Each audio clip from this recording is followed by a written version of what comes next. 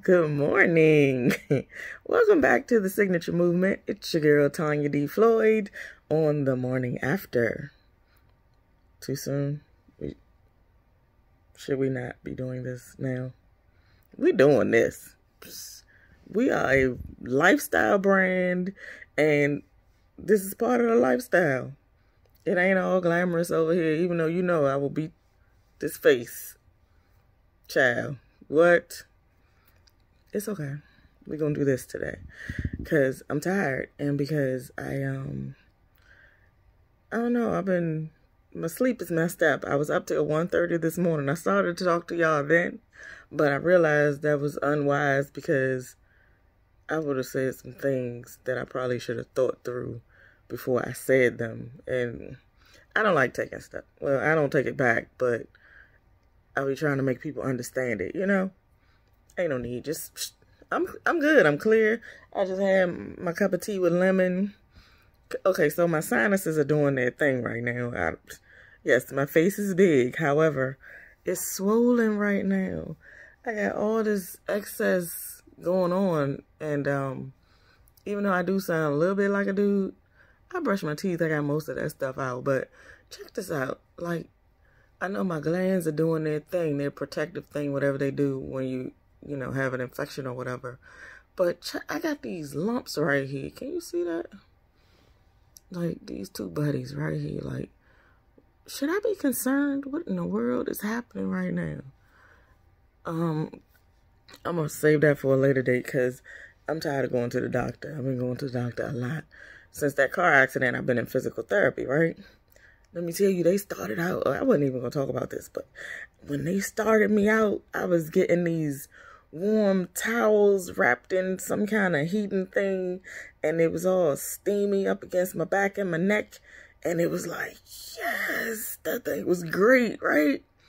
And then one visit I went to last week, she was like, oh, wait. And then the last time I went to them for that, they gave me these leads on my neck and back, right? They were connected to this machine that sends pulses through your muscles, and because I have spasms. So the pulses were like little heartbeats, and then it was like little flutters, and it was like, I was laying there, and I was like, ooh. Child, it's a good nap right here. I ain't go to sleep though, because I might snore in the place. I ain't ready for all that. So, yeah, it started me out great. And then one day I went in there and she was like, okay, so we're going to get you to do some exercises. I'm like, I ain't come here for no exercise, girl, what? But she put me on the table, made me do all these stretches and pull-ups and sit-ups and stuff. And then she put me on a couple of bikes. One thing you do with your hands, one thing you pedal with your feet. Okay, it's a setup. So I gather from all that the way to healing is to, you know, first make yourself comfortable and take away some of your stress and, you know, just relax you out. And then B, you have to put in some work to get those muscles going again. It's kind of like mental exercise too. You know, when you go through mental therapy, they calm you and they get you relaxed and you talk about this and that. And then the next step is you got to do some work. And the work is hard and the work hurts, but you got to do that work. So, yeah, I talk a lot about going to see somebody. Get your butt on the couch. Ain't nothing. The worst thing that can happen when you're on the couch is you get better. The best thing that can happen when you're on the couch is you go there and realize you ain't even need to be there, so you wasted your time and your money. But go. Figure it out. Which side are you on? A lot of y'all need to be on the couch. I ain't playing. I tell you when I see you. But some of y'all I don't know yet. So get on the couch, okay? Figure out which side you're on and then do the work. So if I got to go do exercise at therapy when I thought they was trying to make me feel better, you might as well go talk to somebody. It's just talking. What's it gonna do? It can't kill you. But anyway, so yeah, doctors, another day. What I wanted to talk about was time. I have this pet peeve. Like, okay, before I quit my job, a year and a half ago, I was working from home, and like maybe 5 years, I guess. So I was working from home a lot, and people would call me and talk about whatever, and they'd be like, you don't do nothing. You ain't never doing nothing. You at home. I beg your pardon. I do plenty. I worked harder at home than I did in the office, because when I was in the office, I was going to the snack bar every couple of hours. I was, I just had to get up and stretch my legs or whatever. I had to go see the people on the lobby level. I had to go to the other building and talk to my man. Hey, Newman. I had to go talk to Newman in the lobby. I had to go talk to Flip. Hey, Flip. People all over the place. I had to talk because that was my thing. I'm like some kind of social butterfly in the workplace. I don't understand it. I'm an extreme introvert. I have a limited amount of energy to give anyone in one particular day. But yet, I know what it was. This is the thing about introverts. We have limited energy to expend on most things, but when the exchange is rewarding, it refuels us at the same time. So it's not like you're using your energy. So your reserves, you got to protect those from, people who want to waste your time. And that's what I wanted to get into a little bit, wasting time. So about time. How much do you think an hour of your time is worth? And I'm not talking about your wage, your salary, like how much you make. I want to know, based on what you know, what you do, your skills, how long it took you to acquire the information, how much it cost you to learn, how, many sacrifices you had to make to get to where you are doing the thing that you do. How much is one of those hours worth? How much would you charge somebody to give that to them? Because, a lot of times people approach us and they're like, I need, and they go on, and we let them go on. And then they're like, what do you think about, and we let them go on. But none of that contributed to our life in any way. So we just took $100, threw it up, put it in the trash. For what? So I guess what I want you to do is start monetizing your time so you can figure out when somebody's wasting it and how much it's costing you. Because in my life, this entrepreneur thing, if I'm not actively, consciously finding ways to make my money, I'm not getting money. I'm losing it. So I gotta keep going to the plus side. I don't want nothing to give nobody. It's tough out here. My businesses are in their infancy. So they're not paying me while I sleep yet. I'm still working to make them pay me. Okay? I ain't got it. So when you have a project or a problem and you want to call and say, Tanya, I need your expertise, you're going to need to pay me for my expertise now. My girlfriend Tanya used to tell me all the time, stop giving away your skills for free. Make the people pay. Don't put so many chocolate chips in the cookies. Don't put so many pecans in the cookies. Make them smaller. You got to get your money. And I was like, but I want to give a good product. I want to make sure they have, a great experience so they come back. But economics says the smart bet would be to give them just enough to satisfy them. And then if they appreciated that, they'll still come back. You don't have to just give away the store. So I had to change some things, y'all. Yeah, them cookies a little smaller, but they still bomb. Get your snickerdoodles. Get your chocolate chip with pecans or walnuts. Get your, I make this chocolate one too. Oatmeal raisin. Just call me, okay? Cookies. But, back to time, wasting time. People have zero problem wasting your time.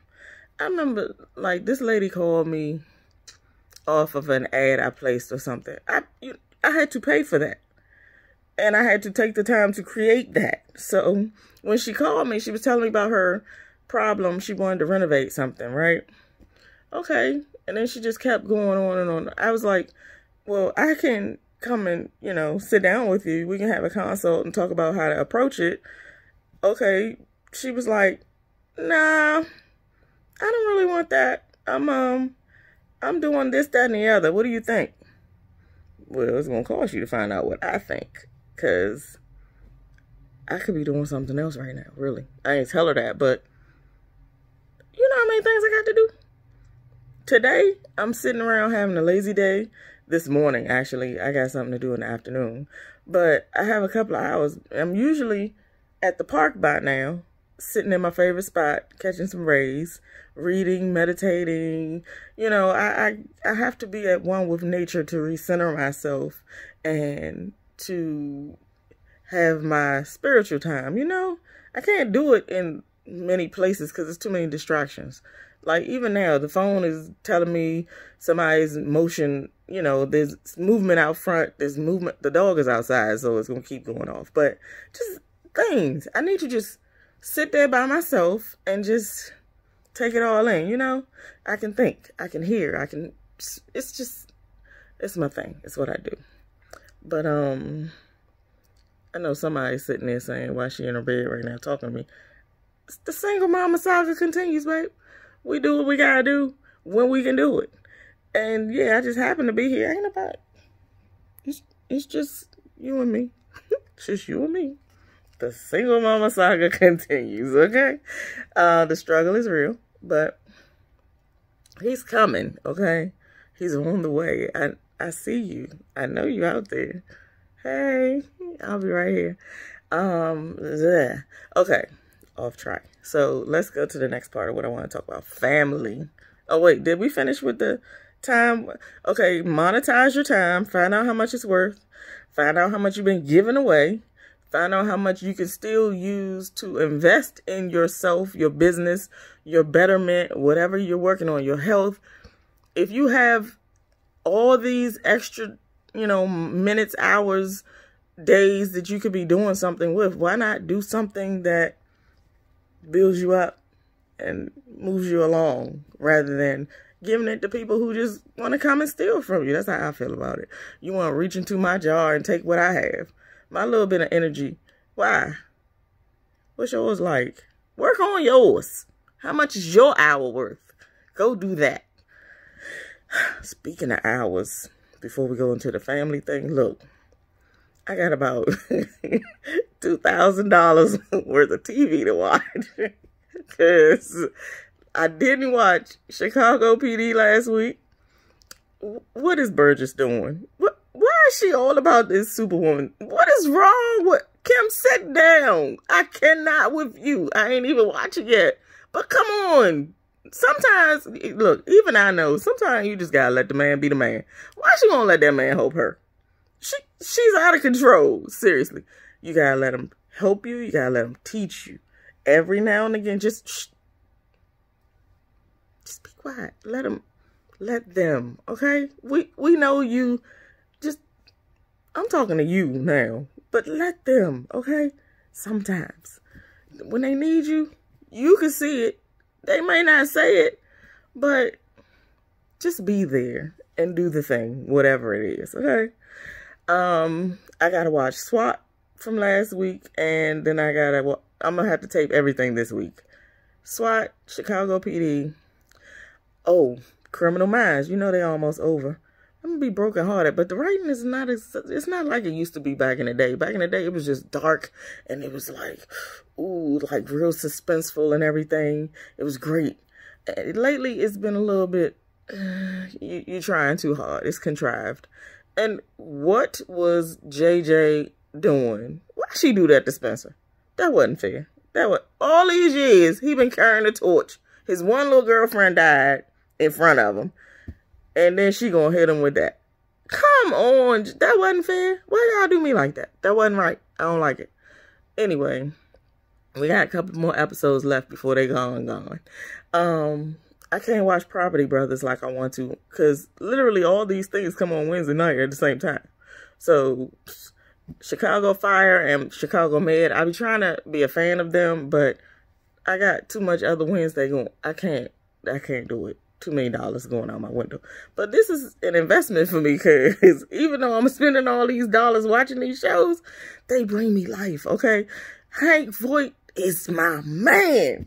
I don't care what nobody say. My mother can't stand him. She be like, he's corrupt. I'm tired of all these dirty police. Why you keep watching this show? I love this show. I don't care. Hank is fiercely loyal. He has his own moral code. And yes, it's questionable most of the time. But if Hank was on my team, I would feel great about everything. Okay? We gonna get some stuff done. All right, so that's okay. What else I got? I got some other stuff in the queue. That's all my Wednesday stuff. I don't really care about TV on other days, do I?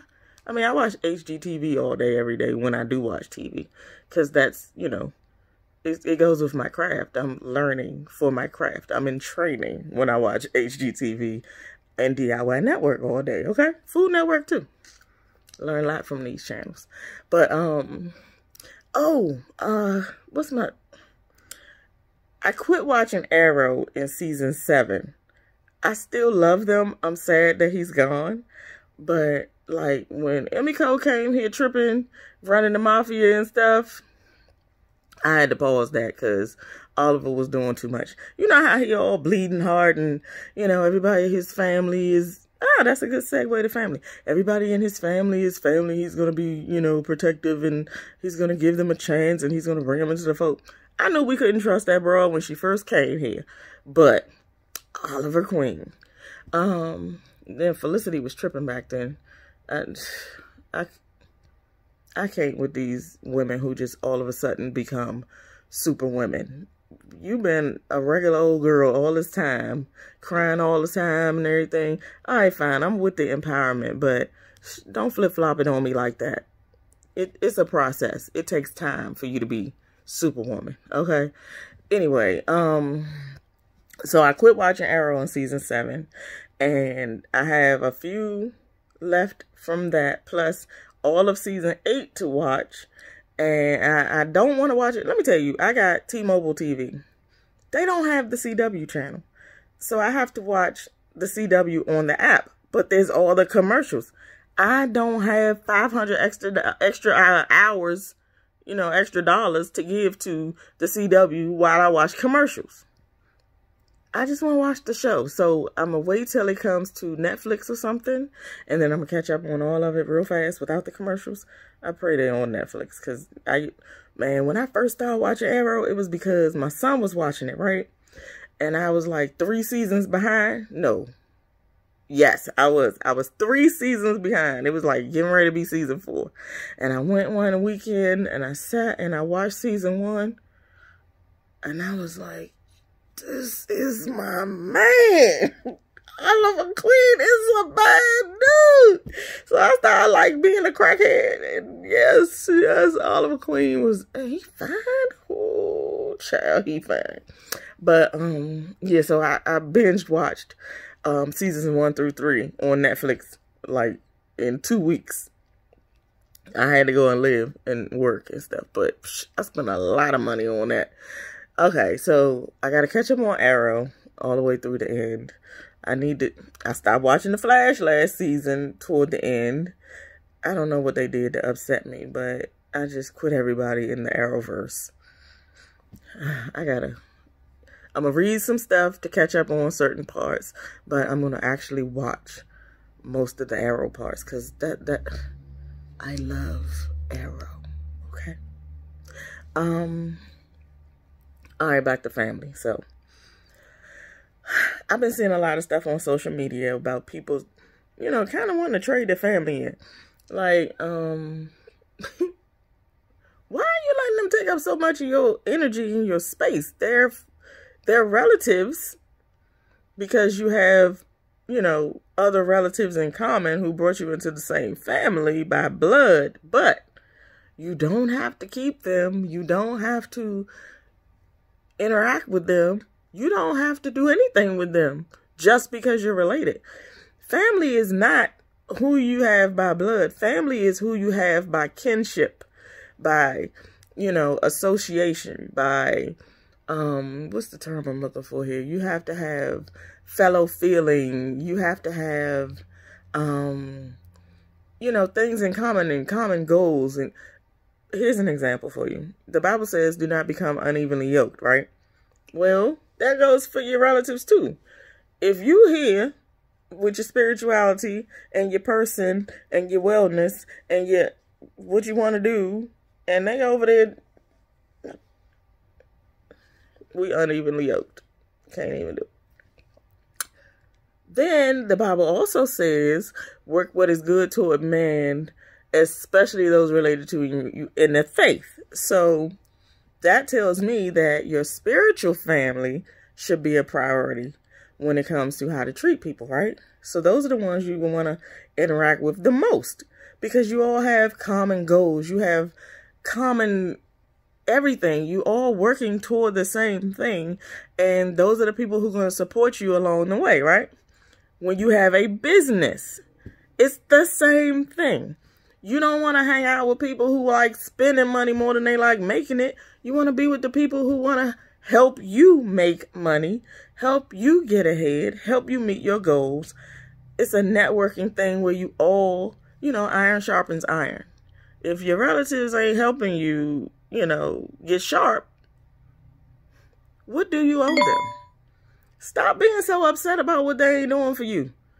It comes with the territory. Everybody knows. We've seen memes. We've read books. We've heard tapes. We already know. When you start doing good things with your life, people gonna fall off. Let them bombs fall. Gone. Done. Scratch that. You don't even need to put no energy into grieving that. They over there. They fine. Where did you go by? That's how I see it. Anyway, I feel like I wanted to talk about, let me tell y'all about physical therapy and and all this. So my body hurts a lot, right? Oh yeah, when I went to the doctor, they took my x-rays. He was like, you have bone spurs on your spine and both hips, and you know, it's gonna start bothering me. Psh, dude, way ahead of you, been bothering me. I just didn't go figure out what was, because, you know, arthritis, everybody got arthritis somewhere, at least in my family. So I just wrote it off as arthritis, but like, movement is hard sometimes. So I'm gonna find some solutions. I know my girlfriend Alexis told me about some collagen, something you're supposed to put in your shakes and your drinks and stuff. I'm gonna have to go get that. For me, I'm a mother. But my mother gave me this blanket, right? Look, I just realized how much it cost today when I was looking at it, because I was gonna show y'all. So, okay, here's the blanket. It's a double-sided, ugly plaid. Look like it need to be in the basement, but it's got coils, wires running through, right? It's an electric blanket. So what you do is you plug that joint up and it gets hot and you lay it on top of you at night, and it's like a great hug. Or, the weight of it and the heat, it's comforting. Okay. So you do that, right? This is what it looks like. It's a Sunbeam blankie. I don't know where you get it from. I can ask her, but it's this. And then I saw this right here. I was like, oh, this ain't your average throw blanket.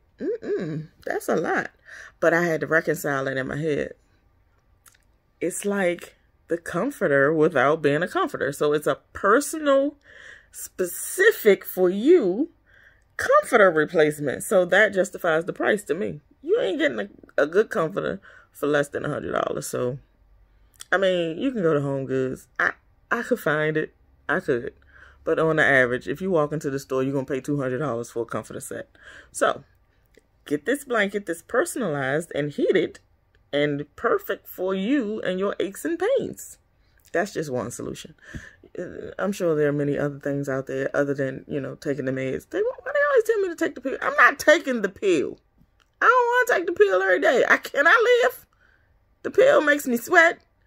It makes me sleep longer. I get good night's sleep. Every now and then, though, I got to break it down. I got to take my ibuprofens before I go to bed so I can sleep the whole time. I be sweating like, look, some nights I get my sweat on.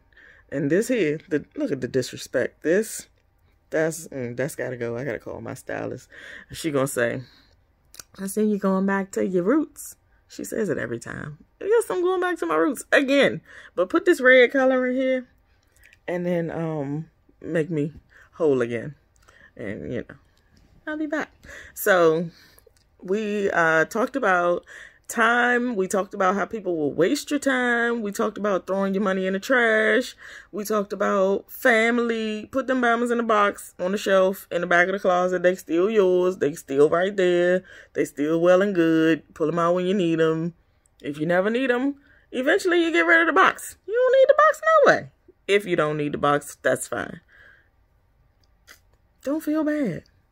Don't talk to them about what it is they're not doing for you. Look, let me wrap this up with expectation. So, is that a real fly? A fly? Why is he here? It's February. Why is he? See, this is why I go to the park. Stuff happens out there, but it don't distract me like this. Because this is an anomaly. This doesn't happen in my room in February. No fly. So, okay. What was I talking about? Dang, this is why I gotta go to the park and gotta get my stuff back. Get my stuff together. Oh my goodness gracious. What was I talking about? Oh well, somebody will remind me. We done talked about everything I think I had to talk about. Expectations. Yes. So I have adapted a no expectation lifestyle. It pisses people off. I really don't know why it pisses them off so much, but how it works is, okay, you know, normally when we get into relationships, and even if they're not romantic relationships, it could be a friendship, or you could be dealing with your kid. Any kind of relationship you have, you walk into it with these preconceived notions of how they should treat you, or, you know, what you should be able to expect from them because you are this thing, right? But that's unfair to me. It all came from this one quote I read that said, expectation is the root of all heartache. Because, you know, the disappointment that you get when they don't live up to this thing that you set, it's just emotionally gut-wrenching, right? You're not who I thought you were. You're not doing what I think I deserve. But think about it. You put that restriction in place. You probably never had a discussion about it with them. And even if you did, it was so uncomfortable at the time. They probably agreed because I love you and I want to keep you.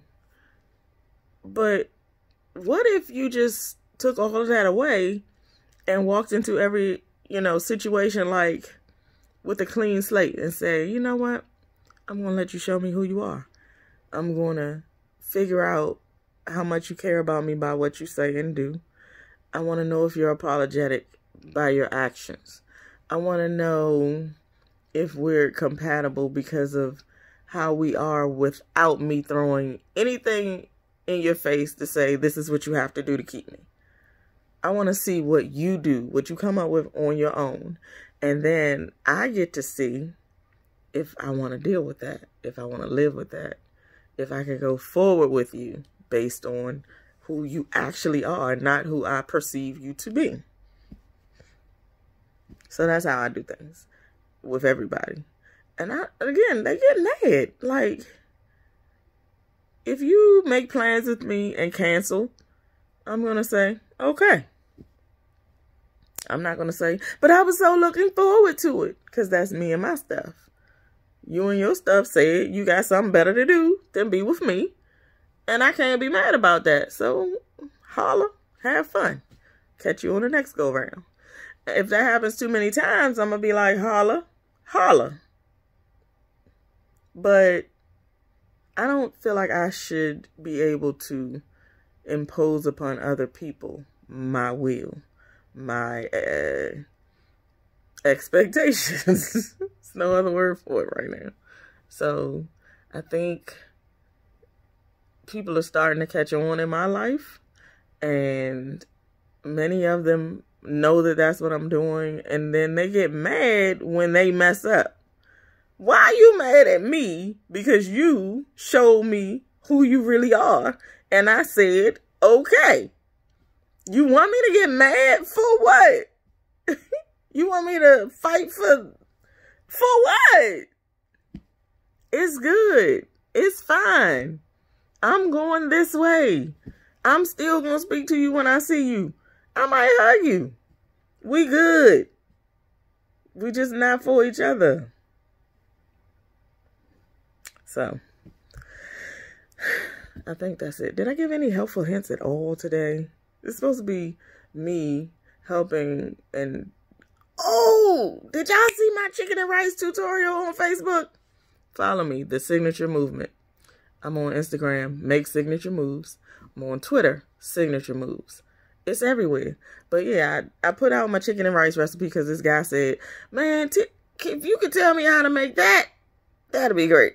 So I try to explain it, but men, I'm sorry. I should not say what men are, because generally, men are great. I like men. But sometimes men can be, you know, a little slow catching up with the details. So I had to put out a whole tutorial with pictures for what you can expect when you make my chicken and rice recipe. And it was bomb. They crushed it. I barely had any left for, you know, the next day. Couldn't share with my mother or anybody else because it was skimp. But yeah, go catch that chicken and rice recipe. I did teach you about this electric blanket situation and about how to heal yourself through whatever therapy you need. So, okay, I did my job. I'm not going to promise the next time you see me I'm going to be all glammed up because, again, the single mama saga continues. And some days we don't feel like all that. Matter of fact, today, I'm going to wet my brush. I'm going to get a dab of coconut oil, like just enough to rub right here. I'm going to bap, bap, bap. I'm going to tap it all around these edges. I'm going to brush that joint back into a ponytail, and I'm going to keep it moving. I might throw my Incredible Hulk hat on, because, you know, it helps keep my edges down while they set. But, yeah. All me. All natural. No relaxer. Sometimes I regret that decision, but for the most part, it's working out. Look. I'm good. I'll keep what I have. So, y'all have a great day. Hope I helped some kind of way. Again, I'm looking for the one. So, if you're the one, thanks for listening. If you're not the one, throw in the trash. Wait for the next one. Peace out.